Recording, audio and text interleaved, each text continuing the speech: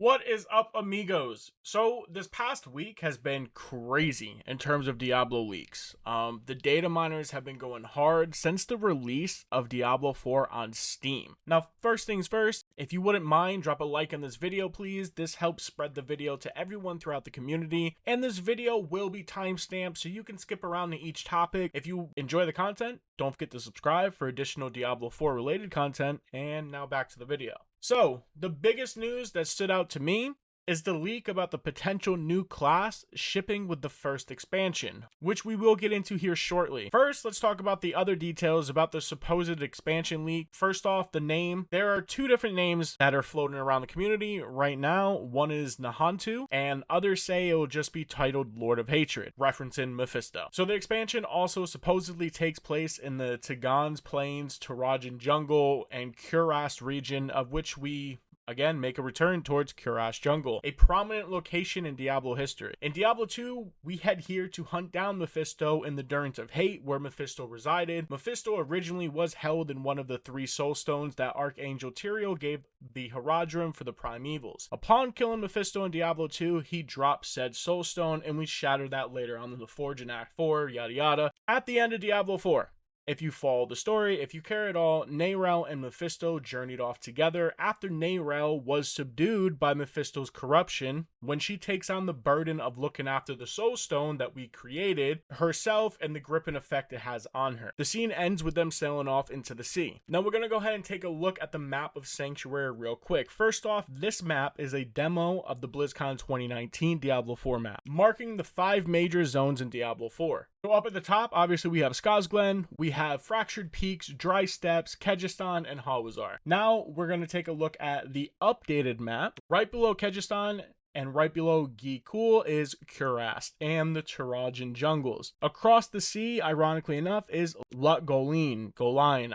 I don't know how to pronounce this. So in my honest opinion, I think we'll see both the Goline region and the Tarajan jungles, Kurast region in the new expansion, and based off of the map, it does make sense that this could be where we are heading. Again, Neyrelle Mephisto, the final scene of the last cutscene in Diablo 4 story was them just sailing off into the sea. Now, based off of where we were last seen in the story, which was up in the Skazglen area, all they would have to do is just take this trip right down the waterline, and then boom, there we are. And it does make sense that we go back to where Mephisto's hatred and corruption resides the most, and that is, again, in Kurast, because that is where the Durance of Hate was located in Diablo 2, where most of the lore took place. Now, funny enough, in Goline in Diablo 2 is where you would also hire the best mercenaries in the game, and there are also files inside the data mine that reference mercenaries coming back. Now, it would be funny to see mercenaries returning in Diablo 4, which some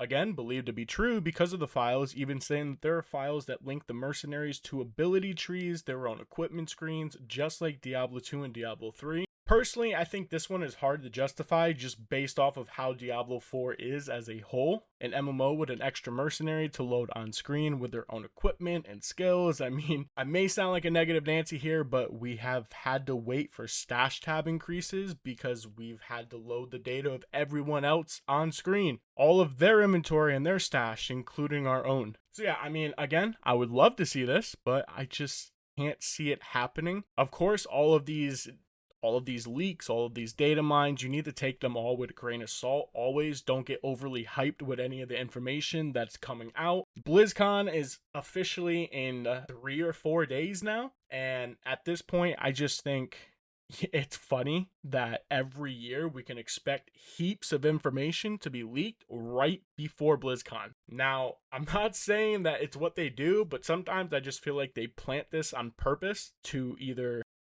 divert attention, but you know, we'll see. Hopefully we get all these details confirmed or shut down at BlizzCon, because every day there's just something new. Another leak that surfaced were apparent details about season 3, like stash tab size increases, which again we just talked about, right? And we haven't heard anything other than that they're working on it rather for the foreseeable future to try and get these things to us. But I just think it's odd for them not to mention anything ahead of all this. I can't see them taking time to mention these small, very small quality of life details in their segment during BlizzCon, which is just made for the big announcements. Again, ironically, it's in 3 days, and all these leaks, again, are right on time. So another major addition to the game, which is another leak, of course. This is not confirmed, but it's raids. There are files that link this Khazra raid, which would be a 5-wing raid in the Tomb of Akarat. Now, when we think about the world and just where raids belong, and we think of Blizzard and we think of large-scale group content, something a large portion of the community has been asking for and wanting way before the official release of the game, because the game is labeled an MMO after all, but what does that really entail? Now, the raids were data mined to be a part of Season 3. Now, if raids were coming, why would they release such a massive feature in Season 3 and not with the first annual expansion that is promised per year? This seems like it would need months of internal testing, and I'm not talking about the 3 months in between seasons, because realistically, they wouldn't have the full 3 months to test something like this. Also, they need time to plan what kind of things come out of that raid. What are players going to be rewarded with? What kind of gear comes out of these raids? Will we finally get set items? Will they only come out of the raid, similar to tier pieces in World of Warcraft maybe? There are so many different questions we have when we hear the word raids, and again, they need to make sure they do this right. Test it more, and test it even more. Season 2 has brought some serious life back into Diablo 4, and it is an amazing start to reviving the game, and the last thing we need is them adding raids and it flopping like Division when they first implemented them. So the raid is apparently a 5-wing raid. We don't really have any other details pertaining to it. And all this information that has been leaked over the last couple of weeks. One was from a group of players who accessed certain files who would have thought Steam database, which revealed all of the information up above. Now, a secondary source, which people say is very, very reliable, is a Russian YouTuber who actually made a video of him going through the files in a video. Now, anybody who knows about how companies feel about data mining, this is just a risky video in general. They can easily strike down the video. I don't know how reliable this person is, mainly because I can't understand anything. I don't speak Russian. So the only thing I have to go off of is the generated translation from YouTube's end. And, he does go over a bunch of files, thousands of files at that reference raid bosses, Kurast, Tarajan Jungle. Another thing that came up in the Season 3 data mining were the addition of runes. If you've been following me for a bit, you know I've been trying to get some sort of answer pertaining runes, as we never had an official statement about the removal and choice of direction when we first got the announcement in 2019, which we were going to be getting runes, and then the last thing we ever heard about it is that we weren't getting it shipped with Diablo 4 release. That and set items. Now, in this YouTuber's video, there was an image of rune effects, both effect runes and conditional runes. Now, this does match the idea of what the Diablo team originally were going for. Runes were not meant for rune words in Diablo 4, so to say, but to work as extra benefits like gems. Now, I refuse, again, to get hyped over this until an official announcement. Truthfully, again, all of this information, despite being reliable data miners who have obtained the information, should be taken with a grain of salt. Again, because as anything could be wrong and or changed upon release. Now this brings us to our last and final leak, the brand new class, dubbed Spiritborn. This is from what is said is a mixture of the Druid from Diablo 2 and the Monk from Diablo 3. Glaives will be the weapons of choice, their primary weapon of choice, and in my, obviously I think polearms would be there too. They use a wide variety of nature-based spells and attacks. But from what I understood and can see is when the YouTuber was going through the data mine files, Spiritborn had a substantial amount of hits and was referenced the same way as other classes in game, meaning the types of files, meshes, animations, etc. Classes have more to them than NPCs obviously, which is why I believe this is a definitive proof of a new class, mainly because it does make sense because they do have files tied to Kurast Jungle. Now, here is taken from MMO Champion from 2 weeks ago, explaining Spiritborn as if it was ripped straight from the BlizzCon announcement panel. This account was made just to post this, and it even has the name Spiritborn. So in the beginning of the post, they actually do say the new expansion, the title is Nahantu. It also references the 5 hills, the Tomb of Akarat, which would be the 5 wings of the raid. And again, just the new class and the details that they go into.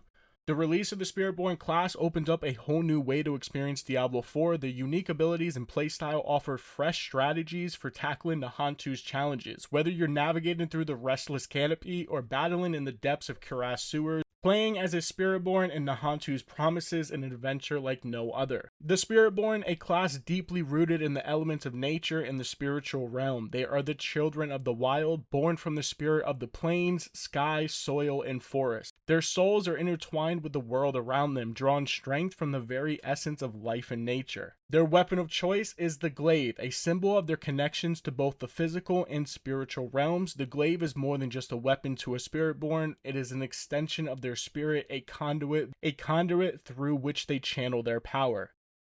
The Spiritborn's power comes from two resources, vigor and allegiance. Vigor represents their physical vitality and endurance gained from their bond with the earth and the sky.